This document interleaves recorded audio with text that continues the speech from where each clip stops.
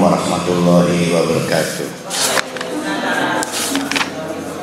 Alhamdulillahirabbil alamin. Nahmaduhu wa nasta'inuhu wa nastaghfiruh wa na'udzu billahi min shururi anfusina wa min sayyiati a'malina. May yahdihillahu fala mudilla lahu wa may yudlilhu fala hadiya lahu. Asyhadu an la ilaha illallah wa asyhadu anna Muhammadan abduhu wa rasuluh la nabiyya ba'da. Sebagaimana diantarkan kemarin, hari ini Ahad kita akan pembukaan kajian untuk Ramadan. Bagaimana telah direncanakan, Ramadan menjadi tiap subuh dari tanggal 1 sampai 27 Ramadan kajian surat Al-Baqarah.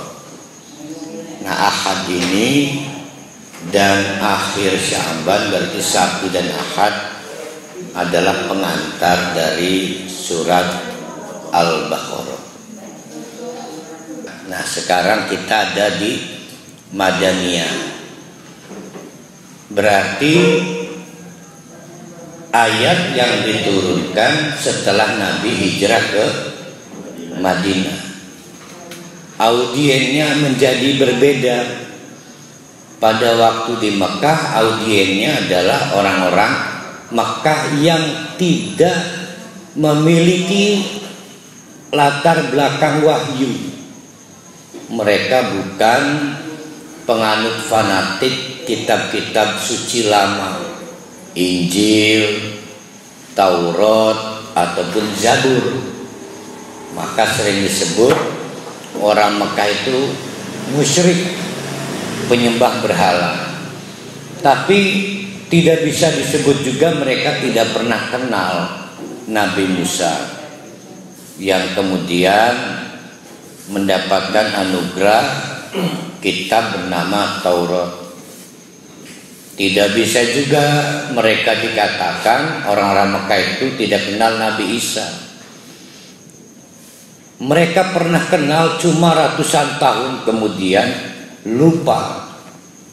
Itu dibuktikan mereka masih menjaga kuil, menjaga Ka'bah, tapi sudah tidak tahu tujuan menjaga Ka'bah itu. Ya, sudah menjadi warisan, sehingga agama di situ menjadi tradisi, menjadi budaya. Namanya budaya menjaga Ka'bah. Mereka juga menjalankan kegiatan berkurban, tetapi sudah bergeser dari yang pernah disyariatkan melalui Nabi Isa ataupun yang disyariatkan melalui Nabi Musa. Karena panjangnya waktu, ratusan tahun pergeseran dari agama menjadi budaya itu, maka orang-orang Mekah disebut musyrikun, yang menyembah berhala. Dan Allah memanggil mereka di surat-surat Makkiyah, kalau tidak ya ayuhan nas, biasanya kan wahai manusia, atau ya ibadi, wahai hambaku, atau dengan indirect, tidak langsung, kul ya ayyuhal kafirun, dengan indirect. Nah, sekarang mari kita bersama-sama sekali lagi untuk yang pertama kali kita mencoba ngederes belajar surat-surat Madaniyah. Sudah barang tentu yang pertama adalah surat Al-Baqarah. Ini Nabi sudah ada di Madinah, sudah bukan minoritas lagi, tapi sudah memiliki kekuatan masyarakat dan peperangannya menjadi invasi. Orang-orang Mekah dengan perang-perang yang kecil itu menyerbu Madinah terus begitu. Kalau dulu sebagai minoritas dikriminalisasi, diintimidasi, dibully, dipersekusi. Sekarang dengan posisi berpindah ke Madinah, Nabi Muhammad memiliki unit masyarakat dan kemudian bergabung dengan masyarakat yang sama-sama sering diperangi orang-orang Mekah, yaitu masyarakat Madinah asli yang latar belakangnya Yahudi maupun Nasrani, bahu-membahu untuk menghadapi problem yang berkelanjutan, namanya invasi, yaitu penyerbuan orang Mekah ke Madinah. Dan itu perang-perang kecil sampai kemudian pada tanggal 17 Ramadan tahun 2 Hijriah, 2 tahun kemudian terjadilah perang terbesar, yaitu 313 orang dari Nabi Muhammad melawan 1000 orang yang invasi dari Mekah ke Madinah dipimpin Abu Jahal. Itulah perang Badar. 6 bulan kemudian perang besar terjadi lagi, itulah perang Uhud. Tapi sebelum perang Badar terus-menerus terjadi perang kecil itu. Bayangkan surat Al-Baqarah ini diwahyukan oleh Allah bertahap-tahap semenjak Nabi hijrah ke Madinah, sehingga setengah dari 280 ayat itu adalah persiapan menghadapi perang Badar. Itu harus dipahami dulu ya. Setengah dari bagian dari Al-Baqarah itu seolah sedang mempersiapkan mental transisi dari berdakwah di Mekah menjadi berdakwah di Madinah. Dan itu kemudian menyebabkan Nabi Muhammad harus berbeda cara berdakwahnya. Ada nasihat, berkatalah atau berbicaralah menurut audiennya. Saya berbicara dengan anak saya beda ketika saya berceramah di depan bapak-bapak. Kalau ibu-ibu beda lagi. Kalau khusus bapak-bapak beda lagi.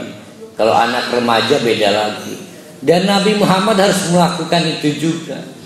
Kali ini Nabi Muhammad menghadapi orang-orang Madinah yang lebih dahulu memiliki akar kedekatan dengan kitab-kitab lama.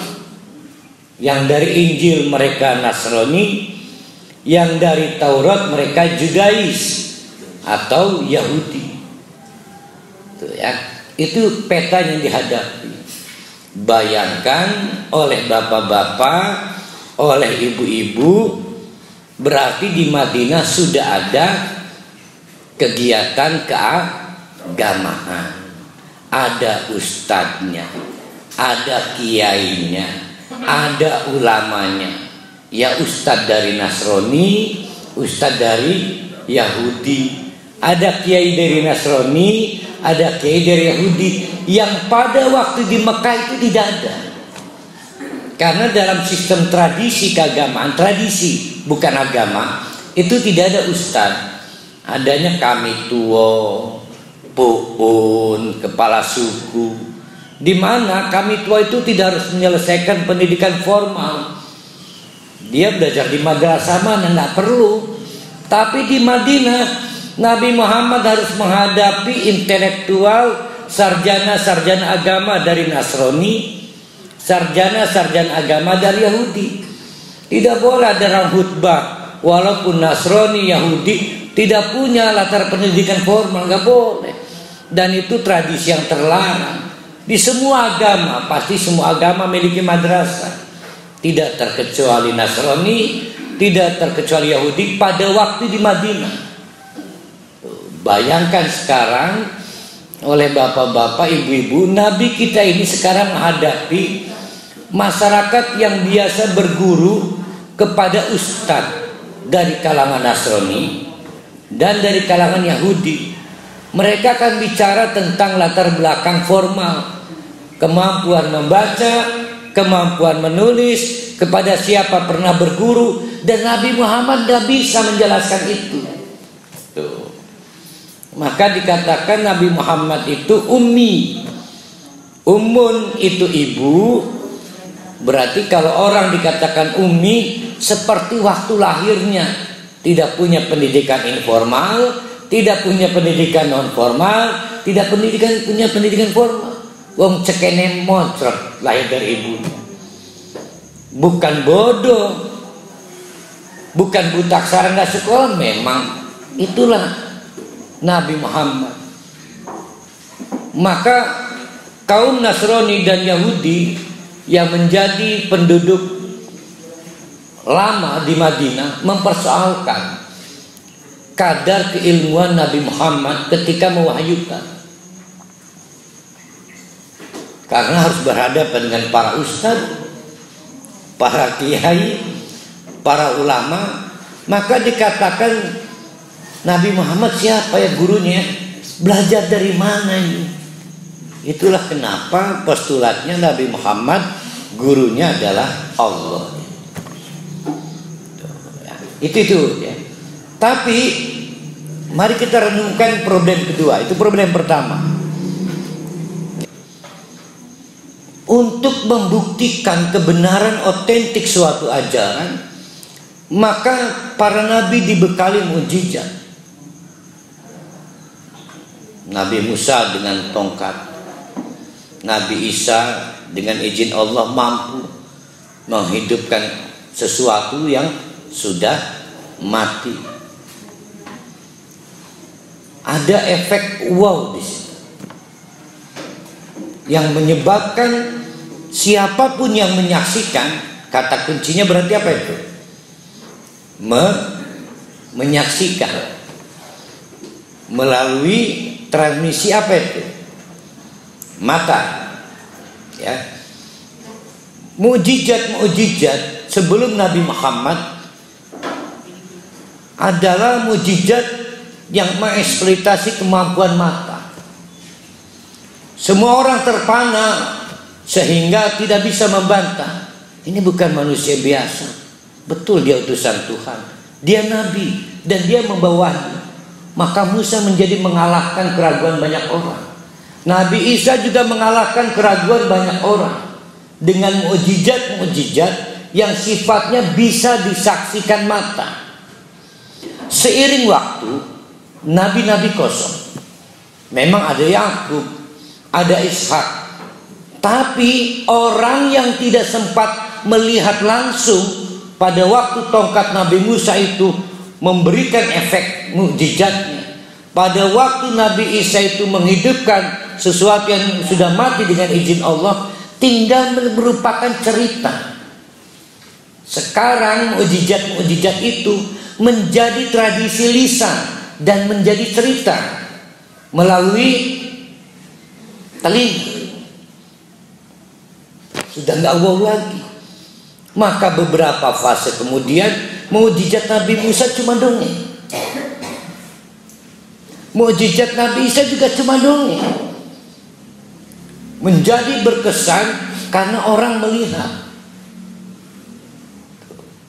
Bahkan boleh melihatnya sambil mancing, sambil jalan. Seiring waktu, maka kemukjizatan Nabi Musa runtuh. Karena dari visual menjadi transmisi lewat telinga. Lama-kelamaan menjadi cerita, kisah, dan beberapa jadi dongeng. Di beberapa tempat hangout ngobrol jadi gosip. Begitu juga apa yang dialami Nabi Musa. Apapun ya, mukjizat itu apakah dilihat langsung live atau kemudian melalui duplikasinya jadi didengar melalui cerita. Sekarang timbul persoalan, bagaimana cara Nabi Muhammad membuktikan bahwa dia belajar pada Allah? Dia seorang murid dan gurunya bernama Allah. Bahwa yang disampaikan kemudian semua wahyu di Madinah itu adalah kalamullah. Kita nggak pernah tahu ada cerita mukjizat itu. Bagaimana itu coba? Tidak ada efek visual yang bisa dilihat mata. Nabi tidak pernah bisa melakukan mukjizat. Bahkan seperti Nabi Ibrahim dibakar juga tidak pernah. Satu-satunya jalan sekarang Nabi Muhammad tinggal memanfaatkan kemampuan telinga lagi, listening, dan inilah kalamullah. Dan inilah kalamullah. Maka nanti di ayat pertama kita akan berhadapan dengan fakta la raiba fihi, nanti kita uraikan. Tapi sebagai pengantar, pahami dulu situasinya sangat kredit dan tidak menguntungkan untuk Nabi Muhammad, karena Nabi Muhammad tidak lagi menghadapi orang-orang yang secara tanda petik tidak punya akar wahyu. Sekarang Nabi Muhammad harus menghadapi umat lama, Nasrani, Yahudi, dan beberapa sahabat. Ada yang kemudian pindah masuk Islam, ada yang kemudian bertahan menjadi Nasrani, bertahan menjadi Yahudi, yang dalam konteks Al-Baqarah disebut ahlul kitab. Tetapi ada yang between, ngejegar, maka kita menyebutnya munafik. Sekarang Nabi Muhammad menghadapi 3 kekuatan nih: umat Islam, kelompok munafik, dan ahlul kitab. Tanpa mukjizat versi lama, tapi versi baru yang bernama telinga itu, yaitu membacakan.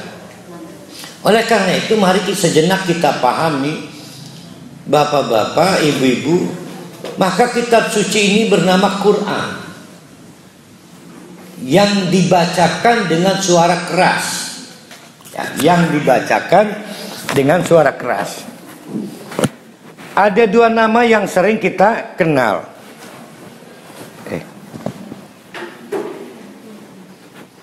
Ada kitab, ada Quran ya.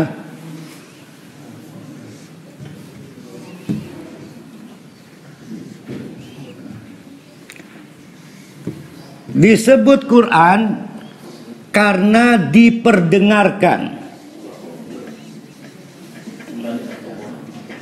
melalui apa? Pembacaan. Nah, sekarang jadi masalah kitab itu apa? Nah, sekarang ini yang kadang-kadang kita nggak cermat juga ya. Tradisi menulis yang kemudian disebut kitab itu jangan dibayangkan sekarang. Kita membaca Quran melalui kertas glossy. Yang disebut menulis adalah memahat pada benda-benda keras, sebagian dengan cara disamak di kulit-kulit yang juga keras dan tebal. Bayangkan oleh bapak-bapak, ibu-ibu, saat ini kita menulis di era digital. Manakala saya salah tinggal scroll drag, kemudian kita minta paragraf, erase, kemudian di delete. Bagaimana kalau kita memahat dan itu salah? Masa mau ditip mau dibusek? Sesuatu disebut kitab itu sudah pasti tanpa kesalahan dan tidak mungkin bisa dirubah lagi, karena dia adalah efek pemahatan, dan itulah yang disebut dengan katabah. Jadi katabah itu sejarahnya adalah menulis secara pahatan. Sedangkan menulis secara tinta itu disebut dengan habrun. Hanya memang seiring waktu, karena kita mengenal menulis dengan tinta, katabah juga menulis tinta. Padahal sebetulnya katabah itu menulis secara memahat.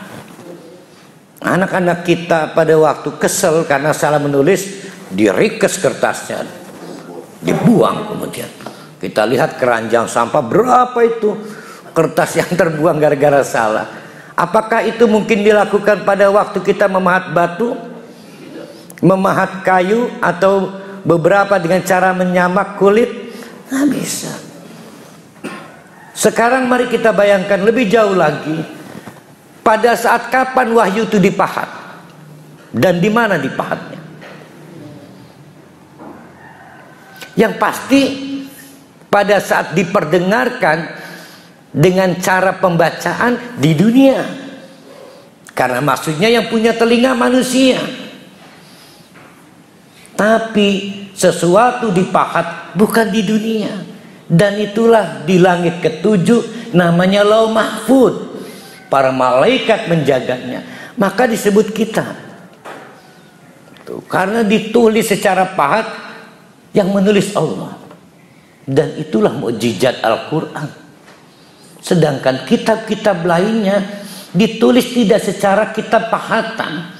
Ada yang menulis sahabatnya, ada yang menulis muridnya, ada yang menulis generasi kemudian. Beberapa kemudian ucapan Nabi Musa, ucapan Nabi Isa dikorup, dan kita menemukan Injil tidak asli lagi. Injil tidak, Taurat tidak asli lagi. Begitu juga Zabur. Tapi Al-Quran dipahat secara langsung di Lauh Mahfud dan tidak ada kekurangan, tidak ada keraguan, dan itulah mukjizatnya. Orang boleh meneliti Al-Quran. Kalau sudah sampai kepada kesimpulan la raiba fihi, itulah mukjizatnya. Sehingga kalau bertanya mukjizat Nabi Muhammad apa? Ya ini Al-Quran ini.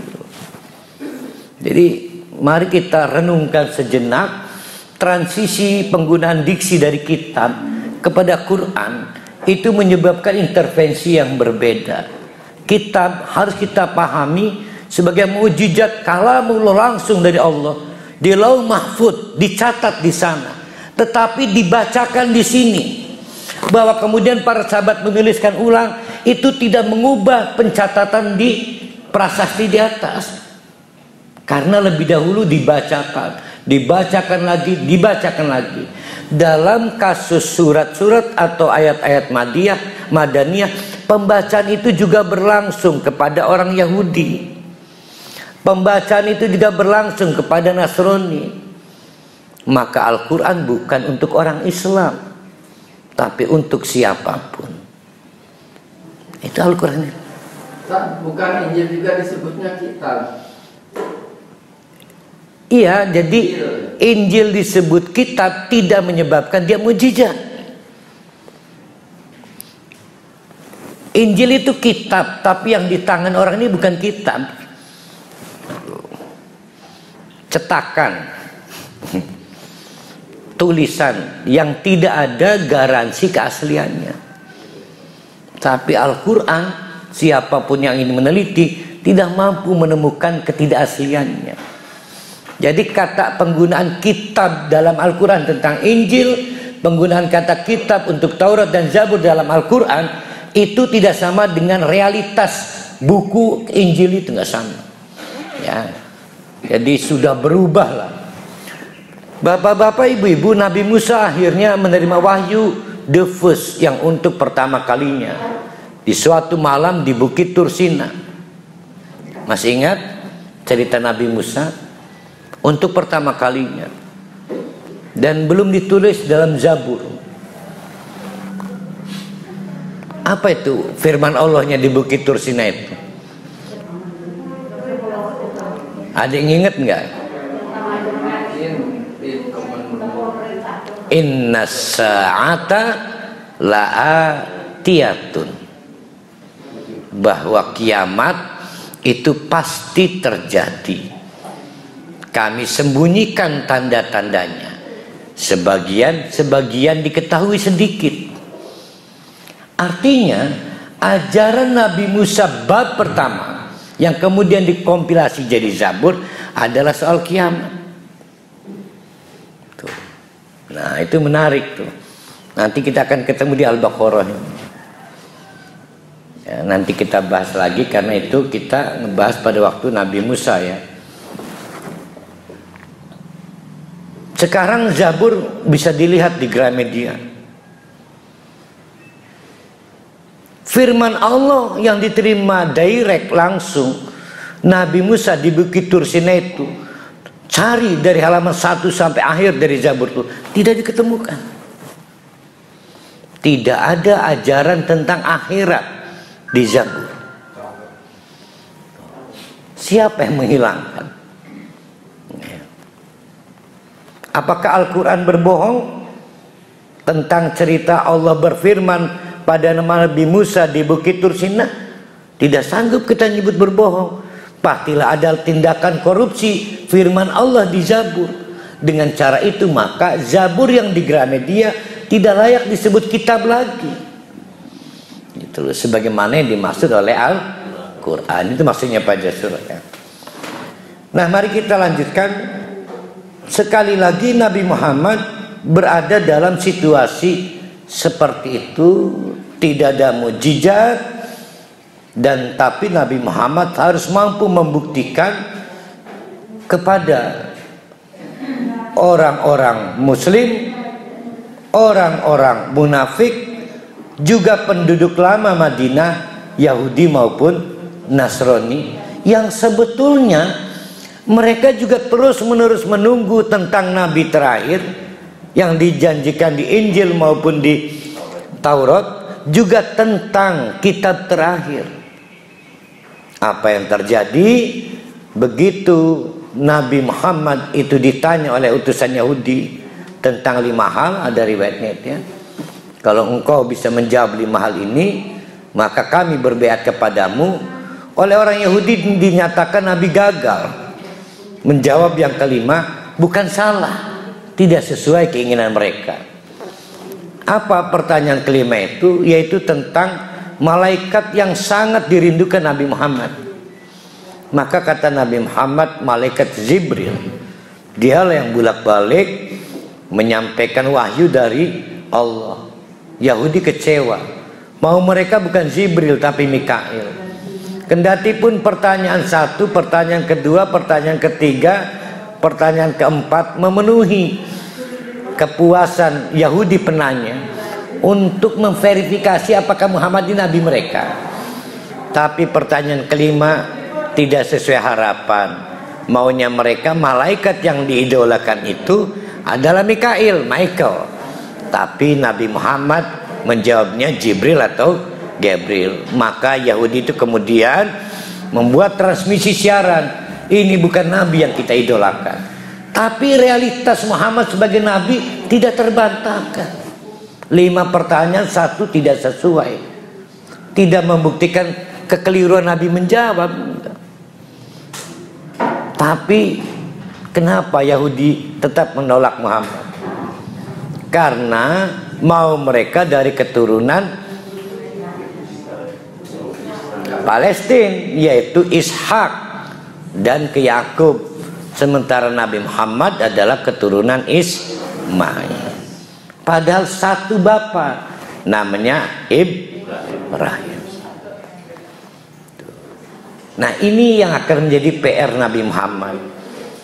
Nah, ayat-ayat kita yang akan kita kaji pada hari ini oleh para ulama pada ayat 1 dan kedua adalah untuk seluruh umat manusia.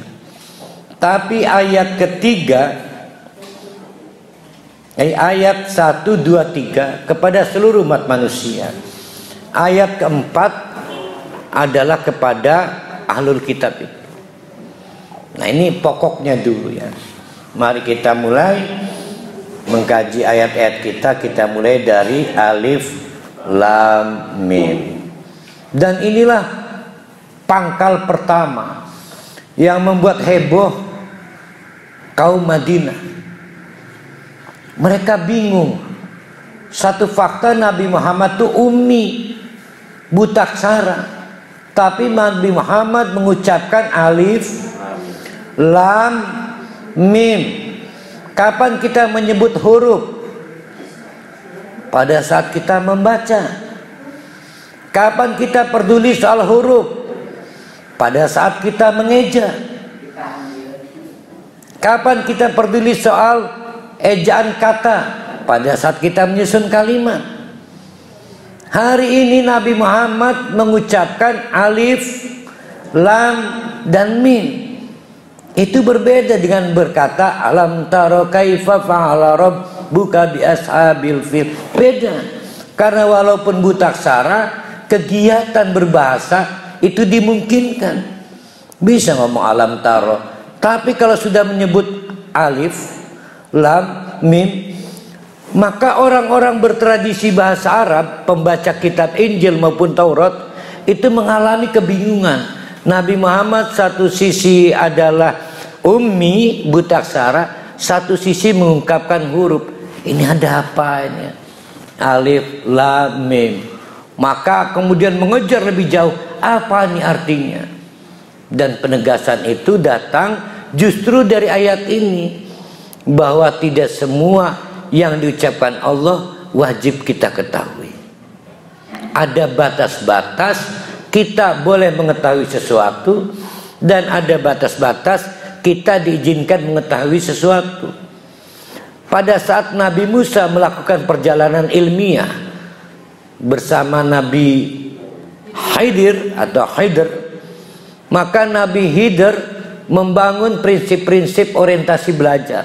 Sama dengan anak-anak mahasiswa untuk pertama kali belajar di kampus, ikut masa orientasi kan. Dibuat aturan, kamu harus datang tepat pada waktunya, 5 menit sudah harus mempersiapkan. Ujian berlangsung 3 bulan sekali.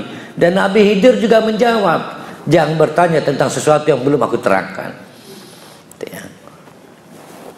Guru memang menentukan cara belajar muridnya. Dan kali ini Al-Quran itu bukan qala Allahu. Ada tidak ayat wa qala Allahu? Yang ada adalah wa qala Allahul Quran. Ada tidak? Tidak ada. Yang ada adalah wa 'allamahul Quran.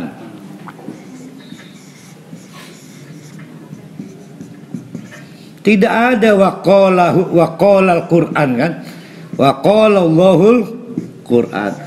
Karena Al-Quran itu bukan sesuatu yang diucapkan Allah, tapi diajarkan Allah dan kita muridnya, terutama para nabi.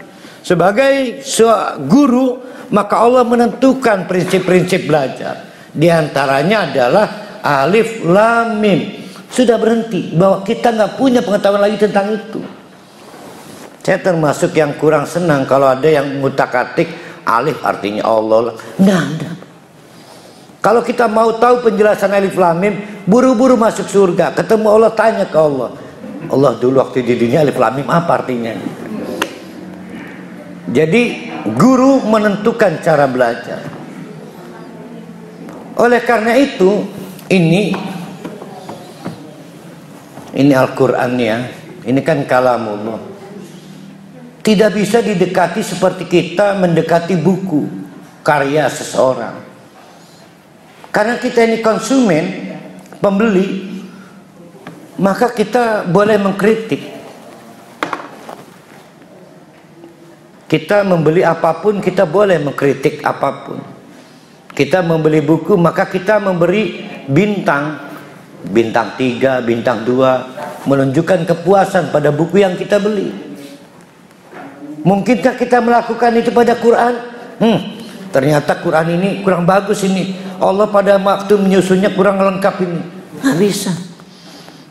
Ini bukan buku yang kita maksud. Ini kitabullah. Ya.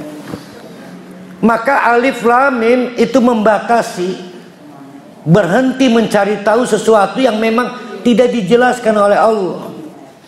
Tetapi carilah tahu ketika sesuatu itu dijelaskan oleh Allah. Itulah alif lam mim. Yang paling baik adalah Allahu a'lamu bimuradihi. Cuma Allah yang tahu maksudnya. Kalau mau tahu maksud Allah, ya cepetan masuk surga. Nanti ketemu Allah, ketemu Nabi Muhammad, tanya pada Nabi Muhammad, tanya pada Allah, ya Allah, dari dulu saya belum tahu arti alif lam mim.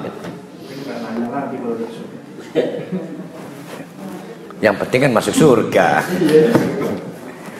Nah, itulah alif lam mim ya. Jadi alif lam mim itu adalah dasar-dasar orientasi prinsip belajar Al-Quran. Ya, dasar-dasar orientasi prinsip belajar Al-Quran.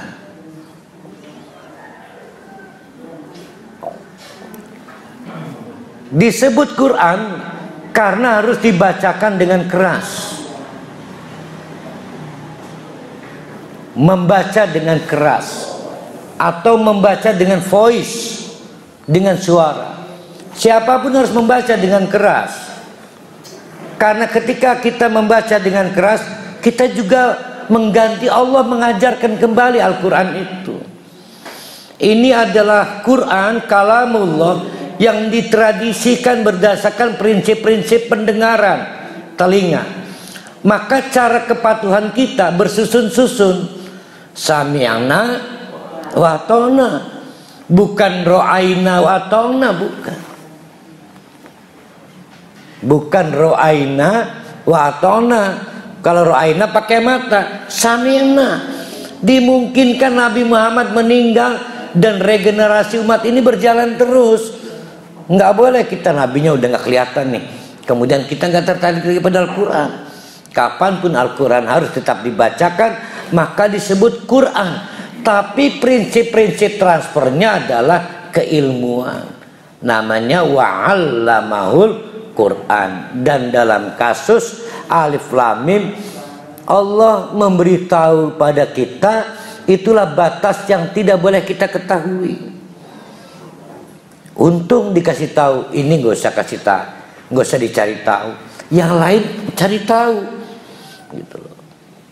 Kan yang tidak boleh diketahui beberapa doang, berarti yang lain harus diketahui. Dzalikal kitabu la raiba fihi hudal lil muttaqin. Ini ada pengkajian hebat. Kalau kita senang belajar bahasa Arab, ada namanya i'rab. Kita akan membuat predikat masing-masing kata dalam kalimat itu. Ada subjek, ada predikat. Mana subjeknya, mana predikatnya. Apakah subjeknya bersusun atau tidak. Unik. Kemudian diketemukan dalam dzalikal kitabu la raiba fihi hudal lil muttaqin, itu 6 bentuk kalimat yang berbeda-beda. Kalimatnya satu, 6 i'rab yang berbeda-beda. Contoh, saya ambil contoh satu. Kita ambil sederhana dulu. Bahkan dimulai dari alif lam mim.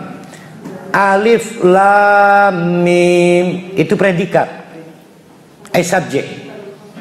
Kalau pakai gaya saya berarti alif lam mim. Adapun alif lam mim itu dzalikal kitab, ya kitab itu. La raiba fihi hudal lil muttaqin. La raiba fihi hudal lil muttaqin. Jadi hal. Tuh. Berarti alif lam mim adalah nama Al-Qur'an. Ya. Alif lam mim adalah salah satu nama dari Al-Qur'an. Maka kita ketemukan pendapat para ulama, di antara banyak nama Al-Quran, salah satunya adalah alif lam mim. Itu dengan cara membuat komposisi linguistiknya menjadi alif lam mim. Ini ada 5, ada 6 ya.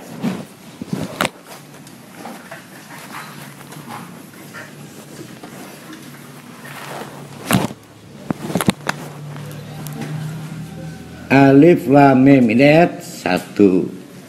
Dzalikal kitabu la raiba fihi hudan til muttaqin. Kita ambil misalnya komposisi yang pertama. Alif lam mim, berarti ini subjek atau mubtada. Semua ini menjadi khobar atau predikat. Alif lam mim. Alif lam mim adalah Dzalikal kitabu, ya kitab itu. Ini bingung nih. Dzalikal kitabu, ini seolah-olah audiennya adalah yang mencari-cari kitab. Singendikan kitab, kok kitab kok. Kalau pakai teori Eropa pertama, ini maksudnya kepada Yahudi dan Nasrani. Mereka terus-menerus menunggu kapan itu kitab terakhir datang. Sebagaimana diisyaratkan di Injil dan di Taurat. Bahkan terhadap Nabi yang akan menjadi Nabi terakhir digambarkan dalam Al-Quran. Mereka mengenal seperti anaknya sendiri.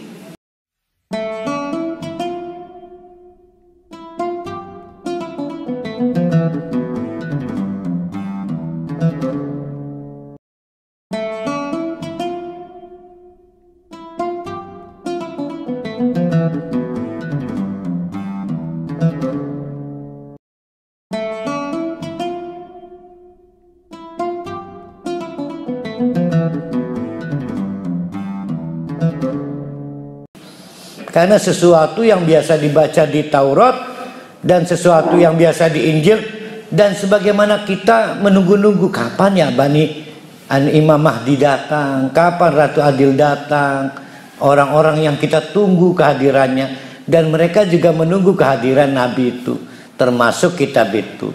Maka kata Allah, dzalikal kitabu, kok kitab itu yang lama kalian tunggu, yang lama kalian nanti-nantikan. Itu satu teori ya. Maka la raiba fihi hudal lil muttaqin, itu hal menjelaskan keadaan tentang Alkitab itu. Ada lagi teori kedua. Teori kedua, cara nyatet primen iki barang dedel mekene.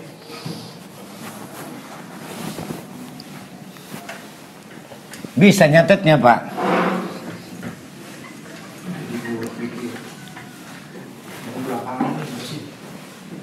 Ini komposisi kedua. Mubtadanya menjadi zalika atau subjek. Berarti Alkitab dan seterusnya menjadi khabar atau predikat. Zalika begitu jauh ada di Lauh Mahfud, langit ketujuh. Adalah Alkitabu, tulisan yang dipahat oleh Allah di langit. Kegiatan di bumi ini adalah yuqra'u, diperdengarkan dengan keras. Berarti ini maksudnya adalah Alkitab yang di Baitul Ma'mur, yang dijaga oleh para malaikat bergiliran menjaga sampai ada yang nerobos masuk. La raiba fihi hudal lil muttaqin. Timbul masalah. Kalau yang komposisi pertama, la raiba fihi, untuk meyakinkan ahlul kitab, kamu gak usah ragu lagi. Emang ini yang kamu tunggu, sebagaimana ada di Injil, sebagaimana ada di Taurat. Kalau ini kepada seluruh umat manusia. Tidak ahli kitab, siapapun tidak boleh meragukan bahwa itu ditulis di Baitullah, di Baitul Ma'mur, di langit ketujuh, dipahat dalam bentuk Alkitab. Apa itu? Yaitu Al-Quran itu. Ini la raiba fihi. Oh, sampai sini dong. La raiba fihi. Tuh, ya. Itu komposisi kedua. Komposisi ketiga, ini mubtadanya.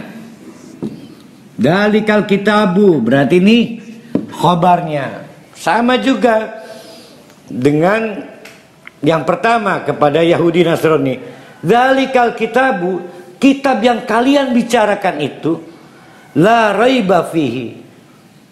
Ya, dzalika itu Alkitabu, kitab yang kalian bicarakan. La raiba fihi, kalian gak usah meragukan lagi. Tidak ada kitab lain, cuma kitab ini. Banyak jumlahnya sampai 6. Saya lupa itu 6 ya. Ini menunjukkan begitu banyak hal yang mau dijelaskan. Tapi saya mohon izin akan fokus kepada 3 kata kunci. Yang pertama adalah Alkitab, yang kedua raibun, yang ketiga hudan. Kalau mau ditambahin mutakinnya. Nah, yang kitab sudah kita pelajari tadi. Ini menunjuk kepada sesuatu yang dicatat dalam tradisi memahat, dan itu oleh Allah langsung. Tetapi disebut Quran maka harus dibacakan, harus diamalkan. Nah, Al-Quran ini nggak menjadi apa-apa kalau tidak dibacakan. Saya akan membacakan beberapa hadis, saya nyiapkan beberapa hadis nih. Ini tentang hebatnya surat yang kita pelajari. Namanya surat Al-Baqarah. Dalam riwayat Muslim, Nabi Muhammad bersabda, Iqra'ul Qur'an, bacalah Al-Quran.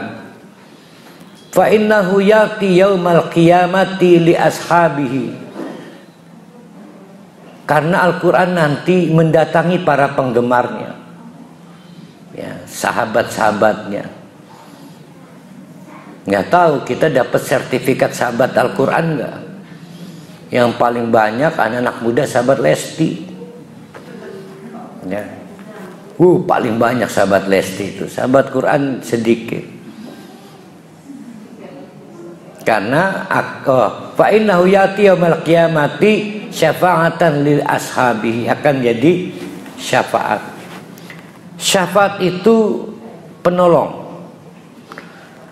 Tiba-tiba Al-Quran itu dipersonifikasi menjadi makhluk yang mampu memberikan pertolongan. Bayangkan Al-Quran yang cuma yukra'u kita bacakan, itu bisa dipersonifikasi menjadi agen yang bisa menolong. Dia makhluk. Wallahu alam apakah bentuknya manusia ataukah malaikat. Dia makhluk. Menolong karena kita layak ditolong. Tentu yang layak ditolong adalah yang pantas.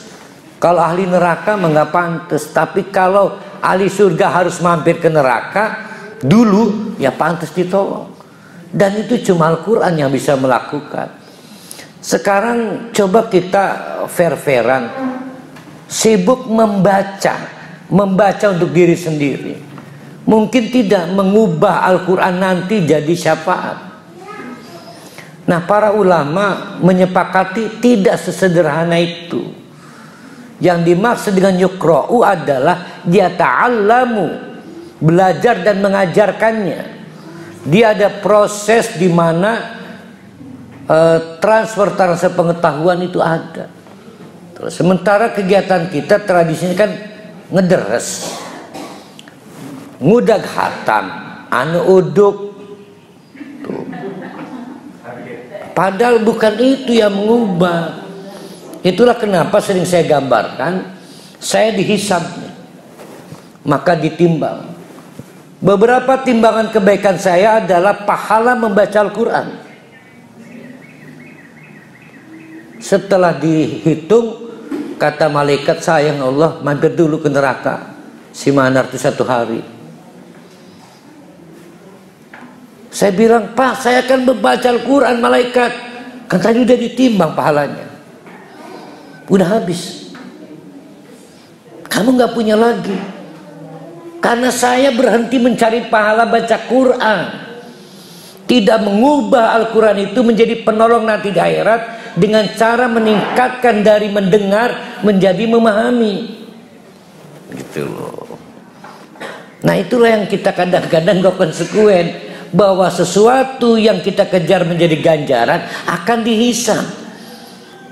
Tapi di luar itu adalah kasih sayang Allah, syafaat dari Nabi, anak-anak kita, dan yang paling istimewa adalah Al-Quran. Nabi meneruskan sabdanya, bacalah Al-Quran supaya jadi syafaat. Tapi iqra'u zahrawaini, jangan lupa baca 2 ayat yang bersinar, 2 surat yang bersinar. Fahiya al-Baqarah wa surat Ali Imran, yaitu surat Al-Baqarah dan surat Ali Imran. Jadi kapan kita butuh sinar, cahaya? Pada saat ada kegelapan, yaitu di padang mahsyar itu.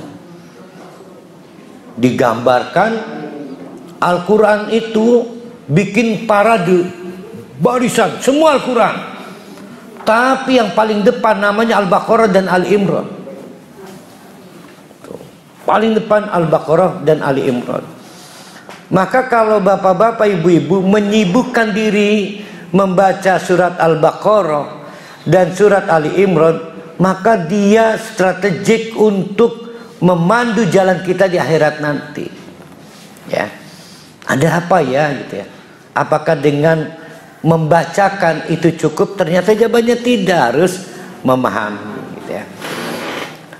Fa innahuma yatiyani yaumal qiyamati ka'annahuma ghamamatani. Karena Al-Baqarah dan Ali Imran pada saat di padang mahsyar itu akan dipersonifikasi menjadi ghamamatani, yaitu dua awan hitam, matahari sejengkalan di padang mahsyar itu, panas sepanas-panasnya, haus-hausnya. Tapi bagi penggemar Al-Baqarah dan Ali Imran itu maka akan dinaungi oleh awan hitam sehingga tidak panas lagi. Ini awan hitamnya cerdas, dia tahu pembaca Al-Baqarah dan Ali Imran. Jadi si awannya yang mengejar ya. Au ka'annahuma ghayayatani, atau bagaikan burung-burung yang mengepung dikerubuti manuk ning duhuran ndas iki, sayap-sayapnya membentuk kanopi kayak payung aja. Ini juga burung-burung utusan Allah ya. Kalau kita penggemar Al-Baqarah dan Ali Imran, au ka'annahuma firqani min tairin sawafin tahajani an ashabihima, atau bagaikan dua bagian di mana satu bagian adalah cahaya. Timbulnya cahaya karena ada cahaya terang menembus bagian hitam. Kalau kita nyenter satu objek, kan muncul tuh cincin cahayanya tuh di luar objek hitamnya. Nah, itu menunjukkan matahari menembus, tetap aja kita ternaungi. Suatu hari ada sahabat bernama Usaid bin Hudair. Dia punya kandang kuda. Suatu saat membaca Al-Baqarah. Dia hari itu pengen membaca Al-Baqarah juga Ali Imran, sebagaimana Nabi sudah memberikan arahan siapa yang membaca Al-Baqarah dan Ali Imran memiliki jaminan ternaungi pada saat di padang mahsyar nanti ketika orang kepanasan karena jarak matahari yang sejengkalan tuang. Maka dibaca cekeneh beberapa ayat surat Al-Baqarah dengan buat suara yang ikhlas, merdu.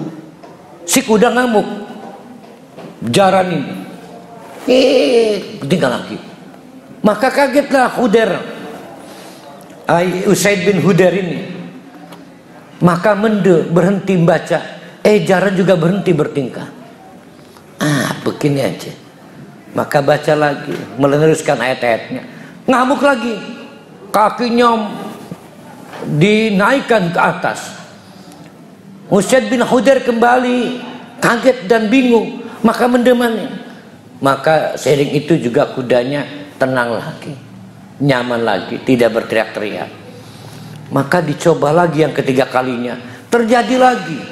Bacaan Al-Baqarahnya membuat kudanya semakin liar. Dilihat anaknya ada di antara kaki kuda-kuda itu, namanya Yahya, masih cilik. Maka buru-buru dia merebut anaknya, khawatir ketinjal sikil. Sambil berlari menjauhi kandang itu, dia melihat langit, melihat sesuatu yang kemudian tiba-tiba la yura, tidak dapat dilihat lagi. Besok harinya Usaid bin Hudair menghadap Nabi Muhammad. Begitu nongol, assalamualaikum. Iqra. Kaget, belum ngomong apa-apa, Nabi ngomong, teruskan bacanya. Rupanya malaikat Jibril keburu datang ngebocorin ya bahwa tadi malam ada kejadian Usaid bin Hudair membaca dan membuat malahan kuda-kuda itu bereaksi ketika malaikat datang. Rupanya gumpalan yang sempat dilihat Usaid pada waktu menggendong Yahya itu adalah kumpulan malaikat yang cahayanya membentuk cincin. Tapi gara-gara Usaid tidak meneruskan, ya malaikat lu ngemani, maka la yura hilang. Ini hadis sahih menunjukkan betapa dahsyatnya surat Al-Baqarah. Dikatakan oleh Nabi, malaikat senang mendengar bacaan kamu Ibnu Khudair, menyebut nama Usaid itu Ibnu Khudair ya. Mampukah kita membaca Al-Baqarah kayak Usaid? Dikatakan suaranya enak, merdu dan ikhlas karena pengen dapat kanopi payung di padang mahsyar nanti. Ini akan sangat berkaitan dengan ayat kita berikutnya, yaitu la yu'minuna bil ghaibi. Kita sulit percaya pada hal-hal yang gaib, sehingga doa kita nggak serius. Kita mempraktekkan ajaran Nabi juga nggak serius, karena kita kesulitan kepada bil ghaib itu. Nah, kita lanjutkan. La raiba fihi. Raibun arti aslinya adalah sesuatu yang merisaukan hati. Raib, sesuatu yang merisaukan hati. Barusan tadi ada mobil lewat. Itu mobil apa ya? Wuling te Fortune ya? Mau kan dia? Saya ragu itu Wuling apa Fortune. Kayaknya Wuling. Tapi saya nggak risau-risau banget kali mikirkan Wuling atau Fortune. Maka tidak disebut raib. Gitu. Jadi tidak semua keraguan disebut raib. Saya ragu tadi mobil Fortune apa mobil Wuling. Ada nggak orang kepikiran tadi yang lewat Fortune apa Wuling sampai nggak bisa makan?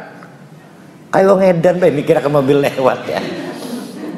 Nggak bisa tidur, maka tidak disebut raib, tapi ragu. Sesuatu disebut raib kalau mengganggu pikirannya. Ini Quran bener nggak sih yang diomong Nabi Muhammad itu kalamullah? Sehingga rucek pikirannya, hatinya terganggu, sakit, disebut raibun. Nah, la raiba fihi, tidak perlu ada perdebatan, karena ini dipahat di Lauh Mahfuz bahwa ini adalah kitab yang ditunggu Yahudi, kitab yang ditunggu Nasrani, dan kitab yang dibutuhkan lil muttaqin.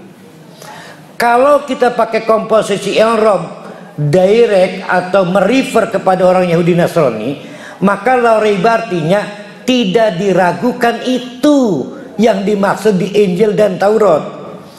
Tapi kalau kita pakai komposisi merefer kepada seluruh umat manusia, la raiba, tidak ada yang boleh meragukan lil muttaqin, bagi. Nah, ini yang menarik nih.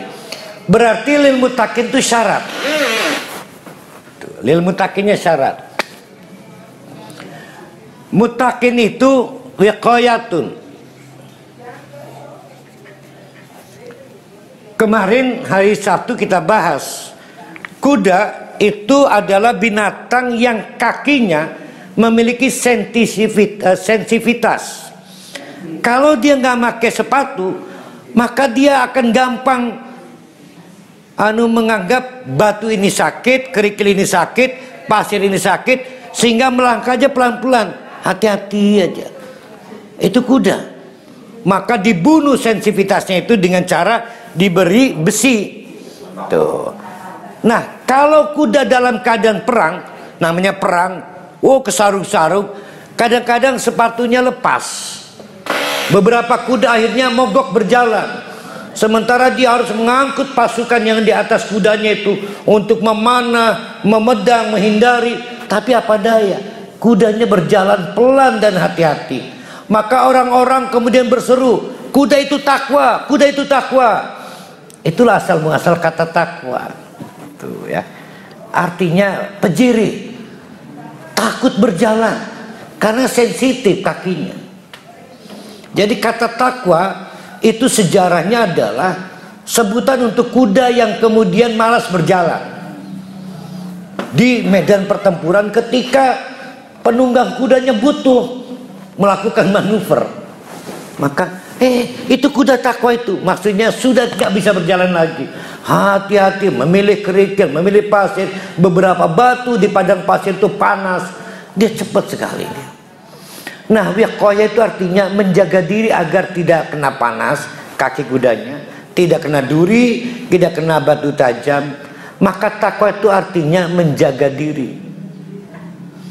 Lil muttaqin ini kan pakai isim fa'il. Ya. Jadi sering kita bahas di sini sing menyanyi. Kalau singer penyanyi. Sing pernah menyanyi. Kalau singer nyanyi baik selawas-selawas. Jadi sesuatu kata kerja yang dirubah menjadi isim fa'il menyebabkan dia permanen. Lil muttaqin, siapapun yang ingin terus menerus menjaga hidupnya, maka la raiba, tidak perlu diragukan lagi. Nah, itu maksudnya butuh Al-Quran sebagai hudan. Itu cara menerjemahkannya ya. Nah, hudan dulu saya sudah menjanjikan ada 3 kata yang akan kita eksplor. Itu tadi takwa, kemarin sudah dibahas dari Sabtu. Nah, sekarang hudan. Di padang pasir, di gurun pasir itu belum ada rambu lalu lintas, belum ada penunjuk arah. Perjalanan yang paling berat di padang pasir, di gurun pasir adalah perjalanan siang hari. Tidak ada navigasi dari bantuan bintang, meteor. Maka juga panas. Maka perjalanan malam hari adalah paling menyenangkan karena ada navigasi. Tapi peperangan tidak mungkin dilakukan pada malam hari. Penyerbuan musuh tidak mungkin dilakukan malam hari. Semua dilakukan siang. Dan semua delegasi-delegasi perdagangan yang melakukan perjalanan dari Mekah, Madinah ke Syam dan ke daerah-daerah lainnya itu tidak menggunakan siang, malam, tapi siang hari. Bayangkan mereka kadang-kadang berputar-putar salah jalan, tidak ada aspalnya kan. Di tengah-tengah orang melakukan perjalanan menuju tempat destinasi yang dituju, maka dia seperti orang yang rewel, sedikit-dikit haus, sedikit-dikit haus, sedikit-dikit haus, sedikit-dikit bertanya kemana ini arahnya, sedikit-dikit bertanya kemana arahnya. Beberapa penduduk lokal itu kemudian berpapasan dengan delegasi-delegasi perdagangan ini, kemudian ngasih tahu, Pak, ke sana tuh, nanti jangan ini ya, belok kiri. Itu disebut hadiyatun. Tuh, itu disebut hadiyatun. Hadiah terbesar yang diterima oleh orang adalah ketika khawatir tersesat. Itulah kenapa kemudian oleh Al-Quran digunakan menjadi huda, petunjuk. Tuh. Itu sejarahnya ya, hadiyatun. Jadi kita kadang-kadang harus bertanya, betapa marah kita dipermainkan oleh pemuda yang kita tanya ke jalan, disasarin. Kita lemah dalam keadaan perjalanan dan kita berharap orang-orang baik memberi hadiah kita. Dan hadiah terbaik adalah arah perjalanan supaya tidak tersesat. Di tengah begitu banyak godaan, maka kita memiliki ketergantungan seperti minuman. Pengen minum lagi, pengen minum lagi, pengen minum lagi. Maka pada waktu konteksnya ihdinas siratal mustaqim, ihdina di surat Al-Fatihah, itu terjemahan paling simpelnya, saya pengen minum lagi. Kami pengen minum lagi, pengen dapat petunjuk lagi. Kami pengen dapat petunjuk lagi. Bayangkan kita tidak dapat Al-Quran, mungkin pernah tersesat. Dan kita nggak mau ada informasi pernah tersesat. Pernah tersesat itu artinya bisa berdosa. Pernah tersesat itu membuat jalan lebih lama lagi sampai tujuan. Itu pernah tersesat. Jadi hudan itu artinya yang selalu kita butuhkan petunjuknya. Nah, kita rangkai sekarang. Dzalikal kitabul la raiba fihi hudan. Al-Quran ini adalah hudan, tidak perlu diragukan lagi. Dia hudan, sesuatu yang terus-menerus dibutuhkan lil muttaqin, kalau orang itu hati-hati tidak ingin tersesat. Berarti kalau bapak-bapak ibu-ibu ngejar khataman tidak punya muttaqin, Quran ini gak akan jadi huda. Banyak yang pinter Al-Quran, bahkan saya nggak hafal Al-Quran. Anak-anak yang 15 tahun udah 20 juz, tapi nggak pernah jadi huda. Ini bukan persoalan intelektual, tapi persoalan visi, bahwa kita membaca Al-Quran karena pengen hati-hati, tidak ingin tersesat, maka jadilah huda. Lah bagaimana kita bisa menjadikan huda? Wong paham ke ora, bisa nguda-nguda ganjaran doang. Sudah begitu hafal doang, maka kita terima kasih banyak tahfidz Quran, tapi juga ngeri-ngeri juga. Banyak yang tidak paham Al-Quran. Menarik kalau kita waktunya cukup, lebih menarik lagi. Kita paksakan ayat ketiga. Alladzina yu'minuna bil ghaibi wa yuqimuna sholata wa mimma razaqnahum yunfikun.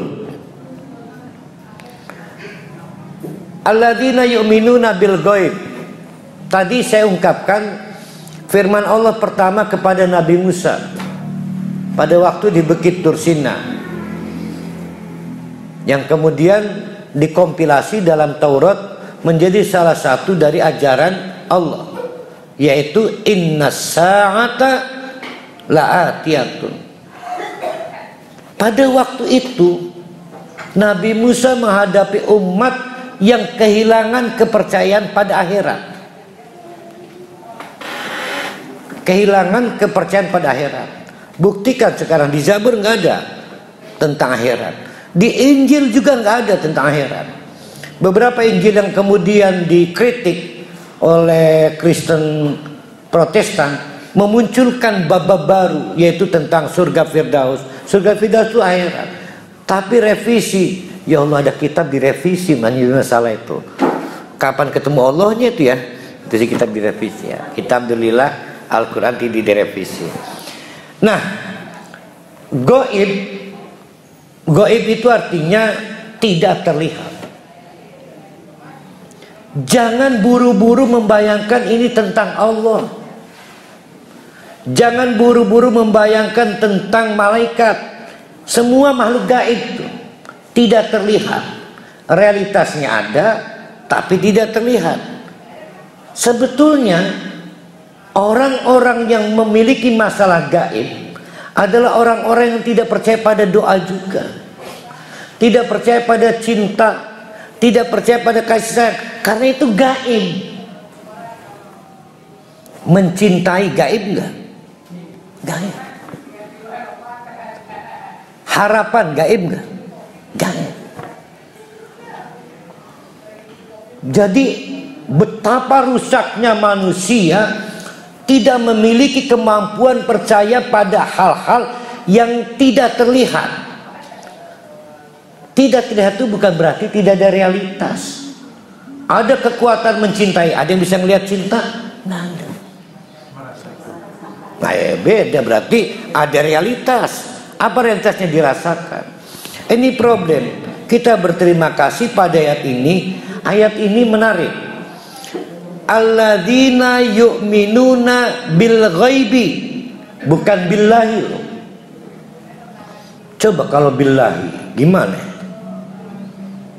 Sementara beberapa hadis kita dapati mangkana yu'minu billahi wal yaumil akhiri fal yukrim daifahu.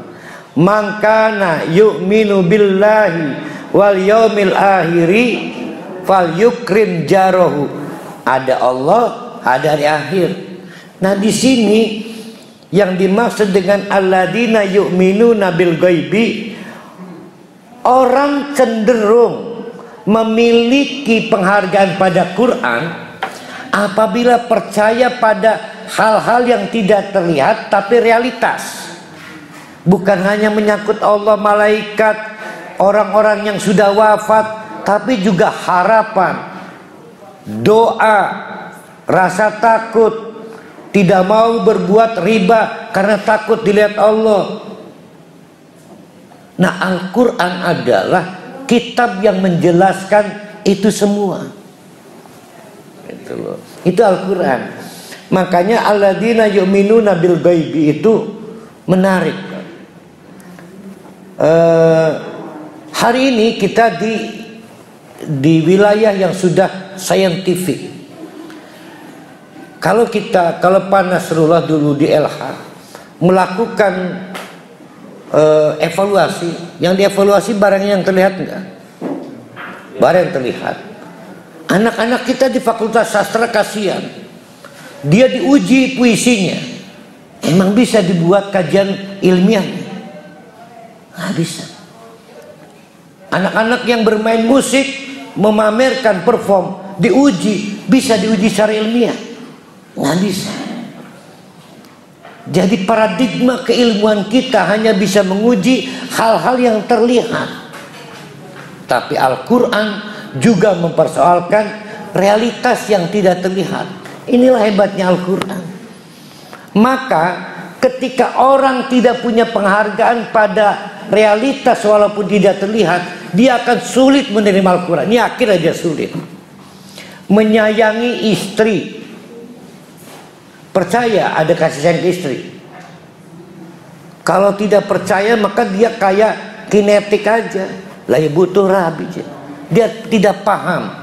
Nah, Al-Quran memberikan pemahaman tentang kasih sayang itu, tentang cinta, dan lebih dari itu tentang malaikat tidak terlihat dan lain sebagainya. Nah, itu yang pertama. Wa yuqimuna sholata. Dan nah, ini saya pengen memberikan penawaran baru ya. Nanti di YouTube-nya di-cut ini. Wa yuqimuna sholata. Beda dengan wa yusalluna sholat. Kapan kita yuqimuna sholat?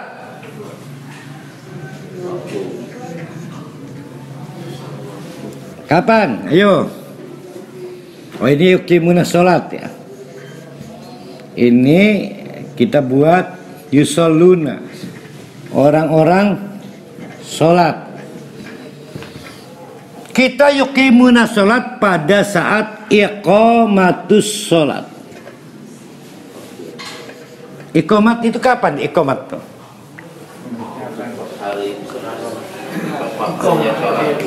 Hah? Tahu iqamat kan? Yuqimu itu artinya iqamah. Aqama yuqimu iqamatan, af'ala yuf'ilu if'alan. Cuma memang populer menegakkan sholat. Lalu derivasi di fikihnya menjadi melengkapi tata tertib, rukun, syarat, kan gitu ya kalau di fikihnya. Tapi kalau kita dalami secara semantik, yuqimuna sholat itu bukan begitu. Yuqimuna sholat itu artinya mengiqamatkan sholat. Karena suatu sholat dibutuhkan teman berjamaah. Tuh ya. Yang menarik, lihat Allah memberikan rambu bahwa orang akan kehilangan sensitivitasnya pada fakta-fakta yang tidak terlihat pada realitas. Itu kalau sendirian, depresi, dia nggak ngajak ngobrol siapapun, dia menjadi penutup diri, maka dia gagal menemukan malaikat. Dia gagal menemukan Allah. Dia butuh bantuan ngobrol dengan teman lain. Dia butuh bantuan orang lain. Dia butuh berkumpul di masjid agar ketemu orang lain. Mereka semua berdoa dan kita ikut berdoa. Itu namanya wa yuqimunas sholata. Tuh ya. Jadi wa yuqimunas sholata itu artinya kalau mau praktek langsungnya datang ke masjid. Kalau kita pengen menumbuhkan keimanan pada hal yang gaib, kita berbagilah. Gimana? Alhamdulillah saya kemarin berdoa, Allah memberi saya jalan. Yang satu lagi, dia butuh lingkungan. Ini bukan sesuatu yang bisa dikerjakan sendiri. Jadi wa yuqimuna sholat. Nanti kita perdalam di minggu depan. Wa mimma razaqnahum yunfikun. Wa min, hanya sebagian, dikit aja. Ma, dari apapun. Rezeki kita nggak sama. Rezeki saya akan berbeda dengan rezeki Pak Nur Salim, dengan Pak Nasrullah. Ada yang cuma punya rezeki kesehatan doang.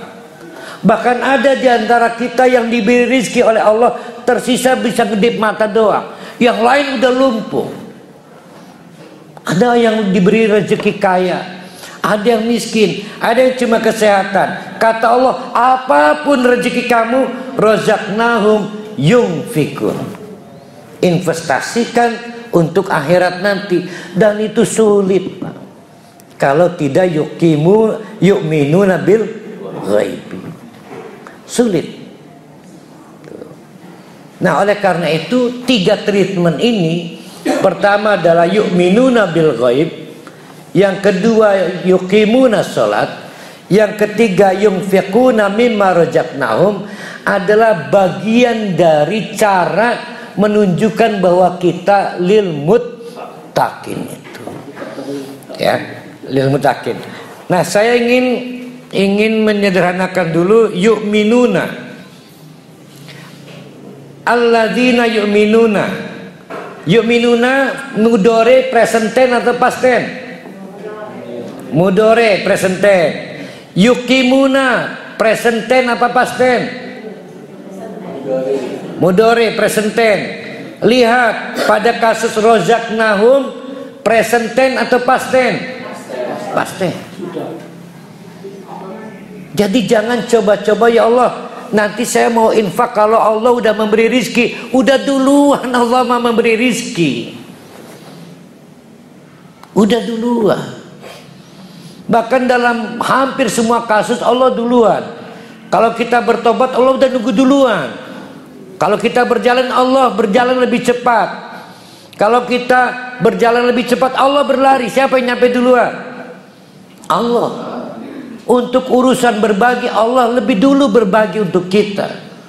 Tinggal kita kapan berbaginya. Maka nggak bisa kita ngomong, ya Allah, salabah misalnya, kalau saya diberi ini nanti saya infak, nanti sedekah. Atau kemudian kita menunda sedekah, nantilah anak saya mau kuliah. Nggak bisa. Karena wa mimma razaqnahum, Allah udah lebih duluan. Dia past tense, dia fi'il mudhari, sedangkan kita yunfikuna baru akan. Tapi sifatnya istimrar. Kita harus jeli menghargai perubahan-perubahan kata kerja itu supaya kita tahu diri gitu ya, di posisi mana. Nah, inilah problem kita. Kecepatan kita berinfak itu akan membuktikan tingkat ketakwaan kita. Tingkat ketakwaan kita akan membuktikan seberapa kita butuh Al-Quran. Kebutuhan kita pada Al-Quran seperti kita butuh minum lagi, butuh minum lagi, butuh minum lagi, akan bisa mengubah Al-Quran ini menjadi hudan. Pada saat itulah nanti Al-Quran menjadi syafaat. Bagi orang-orang mukmin kita ini, tentu ini kabar gembira. Tapi bagi orang Yahudi dan Nasrani juga kabar gembira. Semua tidak ada artinya kalau tradisi keagamaan mereka tidak percaya akhirat. Sayangnya di Nasrani udah lama tidak ada pelajaran akhirat. Di Yahudi, kecuali Yahudi Farisi, ada Yahudi, kalau di Kristen Yahudi Protestan namanya, itu masih, tapi minoritas percaya akhirat. Lebih banyak agama tidak percaya akhirat. Setelah orang mati jadi debu, tidak ada lagi hisab. Nah, ini sulit, nggak bisa jalan. Nah, anak-anak muda kita itu terkena penyakit tidak percaya akhirat itu, atau sejenak melupakan akhirat. Maka kapan bisa menghadirkan Quran? Coba, sulit. Mereka nggak butuh Quran, anak-anak muda nggak butuh Quran. Orang tua butuh Quran, tapi macet doang mana? Yang ngederes itu ngomong ya, sembari ngiler baikannya, sehingga Qurannya basah. Pikir saya kena keringat, jadi kena ngiler kalinya. Nah, ini pengantar surat Al-Baqarah. Nanti kita akan ulang atau kita lanjutkan, kita lihat situasinya. Aku qouli hadza wa astaghfiru innahu ghafurur rahim. Assalamualaikum warahmatullahi wabarakatuh.